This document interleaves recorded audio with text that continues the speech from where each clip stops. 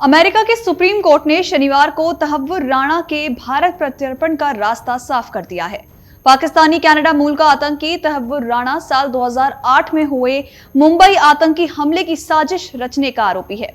तहव्वुर राणा ने भारत प्रत्यर्पण से बचने के लिए काफी कोशिश की और अपने प्रत्यर्पण को विभिन्न कानूनी तरीकों से चुनौती भी दी, लेकिन अमेरिकी अपीलीय कोर्ट सहित कई संघीय अदालतों में कानूनी लड़ाइयों में हारने के बाद अब उसके भारत आने का रास्ता साफ हो गया है। बता दें कि तहव्वुर हुसैन राणा पाकिस्तानी मूल का कनाडाई नागरिक है। राणा पाकिस्तानी सेना में भी काम कर चुका है और सेना में डॉक्टर रह चुका है।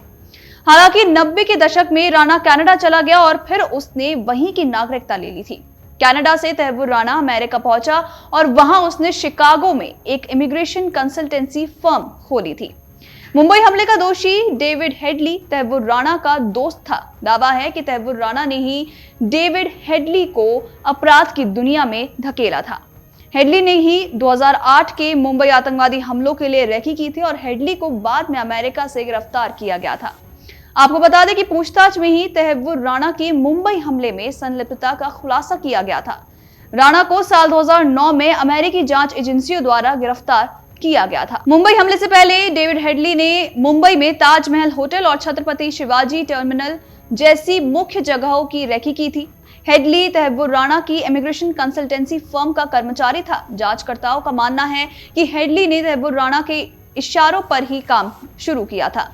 तो वहीं डेविड हेडली साल 2011 में पैगंबर मोहम्मद का विवादास्पद कार्टून प्रकाशित करने वाले डेनिश अखबार पर हमला की साजिश में भी शामिल था।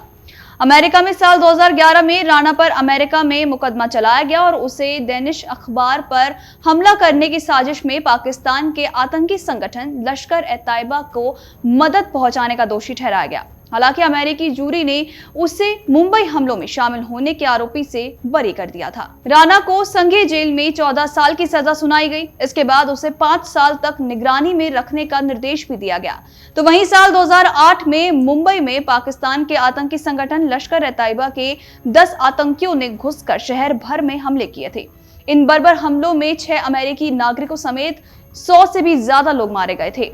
तो वहीं मुंबई हमले के मामले में राष्ट्रीय जांच एजेंसी ने तहव्वुर राणा, डेविड हेडली, लश्कर-ए-तैयबा के प्रमुख हाफिज सईद और आतंकी संगठन के अन्य शीर्ष सदस्यों के खिलाफ आरोप तय किए। भारत सरकार 1 दशक से अधिक समय से राणा के प्रत्यर्पण की कोशिश कर रही थी। मई 2023 में कैलिफोर्निया के एक जिला न्यायालय ने राणा के भारत प्रत्यर्पण को मंजूरी दे दी थी, लेकिन राणा की कानूनी टीम ने इस निर्णय के खिलाफ अपील की।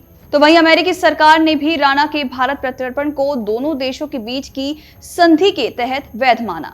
राणा के बचाव पक्ष ने तर्क दिया था कि हमलों में उसकी भूमिका के लिए उसे पहले ही अमेरिकी अदालत में दोषी ठहराया जा चुका है और उसे प्रत्यर्पित करने से उसे दोहरी सजा होगी, जो एक कानूनी सिद्धांत का उल्लंघन होगा, जो किसी व्यक्ति पर एक ही अपराध के लिए 2 बार मुकदमा चलाने जैसा हो सकता है। हालांकि अमेरिका ने इन तर्कों को नहीं माना। तो वहीं आपको बता दें कि अमेरिका के FBI ने राणा को साल 2009 में शिकागो से गिरफ्तार किया था। वो पाकिस्तान की खुफिया एजेंसी ISI और आतंकी संगठन लश्कर-ए-तैयबा के ऑपरेटिव के तौर पर भारत में काम कर रहा था।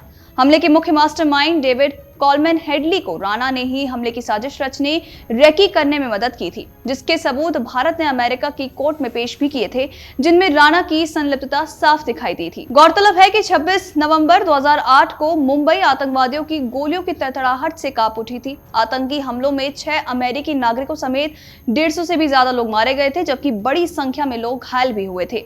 तो वहीं अमेरिकी उच्चतम न्यायालय ने मुंबई हमले के दोषी तहव्वुर राणा के भारत प्रत्यर्पण को अब मंजूरी दे दी है। शीर्ष अदालत ने उसकी दोष सिद्धि के खिलाफ समीक्षा याचिका को खारिज कर दिया है। भारत पाकिस्तानी मूल के कनाडाई नागरिक राणा के प्रत्यर्पण की मांग कर रहा था, क्योंकि वो 2008 के मुंबई आतंकवादी हमलों के मामले में वांछित है। ये राणा के लिए भारत को प्रत्यर्पित न किए जाने का आखिरी कानूनी मौका था। इससे पहले वो अमेरिकी अपील न्यायालय सहित कई संघीय अदालतों में कानूनी लड़ाई हार गया था। तो वहीं 13 नवंबर को राणा ने अमेरिकी उच्चतम न्यायालय के समक्ष प्रमाण पत्र के लिए याचिका दायर की थी।